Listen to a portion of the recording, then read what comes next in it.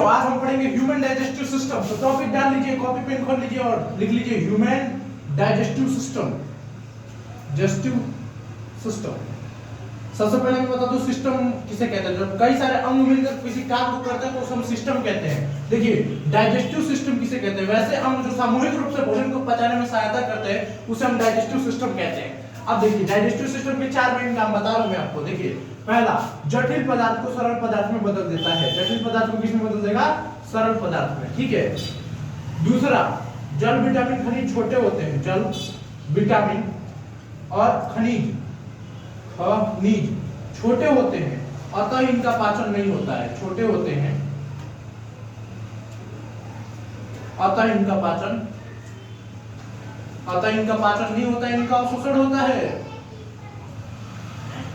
पाचन नहीं होता है, पाचन नहीं होता है,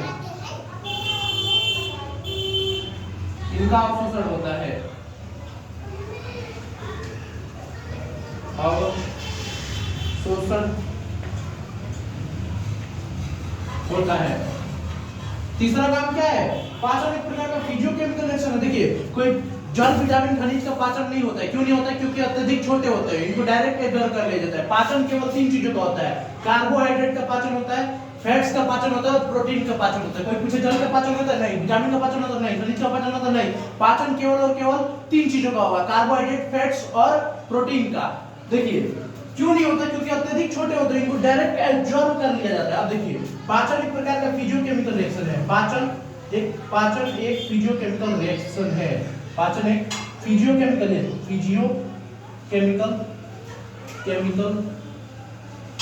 रिएक्शन है। देखिए फिजिकल कैसे और केमिकल कैसे?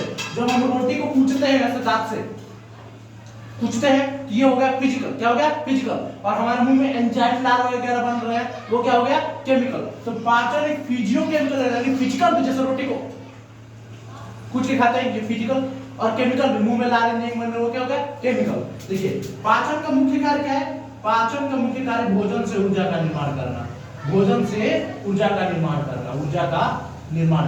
देखिए पाचन के 4 मेन काम बताए मैंने, मेरे साथ बोलिए। जटिल पदार्थ को सरल पदार्थ में बदल देता है, यानी बहुत ही बड़े पदार्थ को तोड़ के छोटा कर देता है। जटिल पदार्थ को यानी बहुत ही बड़े पदार्थ को सरल पदार्थ में बदल देता है। जल विटामिन खनिज छोटे होते हैं, अतः इनका पाचन नहीं होता, इनका अवशोषण होता है।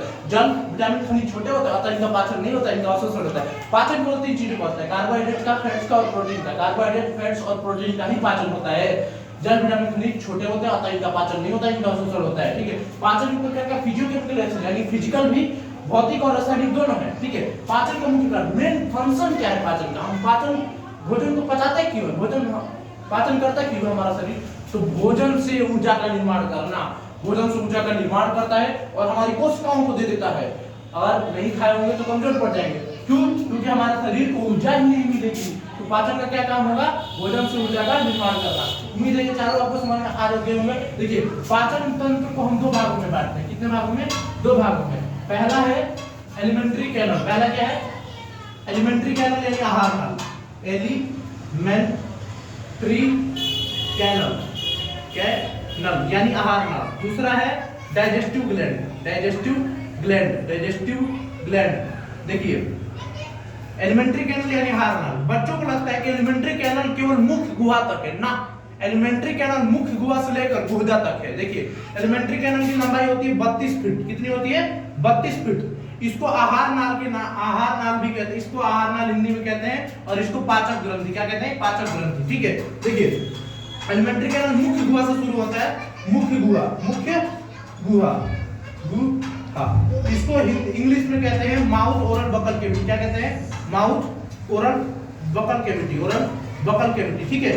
मुख्य गुहा में 3 जोड़ी लार ग्रंथि, 1 जीभ और 32 दांत। 3